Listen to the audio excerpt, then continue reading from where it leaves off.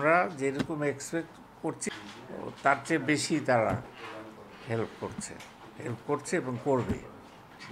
সব ঠিক আছে। নতুন করে কি স্যার কোনো সেক্টরে আপনারা মানে সহযোগিতা নতুন চেয়েছেন? ওইটাই তো বললাম তো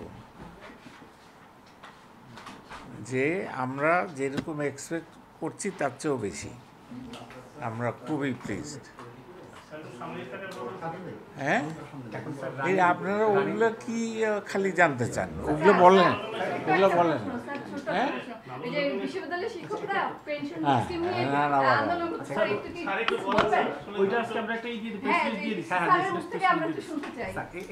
না, স্যারের মুখ থেকে শোনার দরকার নাই তো। প্রেস রিলিজ দেওয়া হয়েছে। স্যার আর সরকার কি আলাদা নাকি? স্যার আমাদের টেলিভিশনের জন্য একটু ভালো হয়। না স্যার ওইটা একটু বলেন না স্যার। ওটা আমরা তো দিয়েছি। পুরো ক্লারিফিকেশন দিয়ে দিয়েছি। আপনি জানেন আমাদের যে পত্রিকা না, আমরা এটা দেখে লিখবো। স্যারের মুখ থেকে যেটুকু শুনবো ওইটুকু।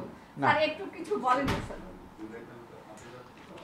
আমার আবার সংসদে যেতে হবে। স্যার 2 মিনিটে শুধু বলে দেন। না, ওটা বললাম তো, যেটা আমরা সরকার যেটা দিয়েছে প্রেস রিলিজ এইটাই। শিক্ষকরা যে এখন আন্দোলন করছে এটা কি স্যার লজিক্যাল কোনো কিছু মনে করেন? এটা করা উচিত না, আমার মনে হয় না এটা লজিক্যাল। কারণ সুবিধা সব কমে যাচ্ছে, তারা বলছে কিসের সুবিধা কমে যাচ্ছে?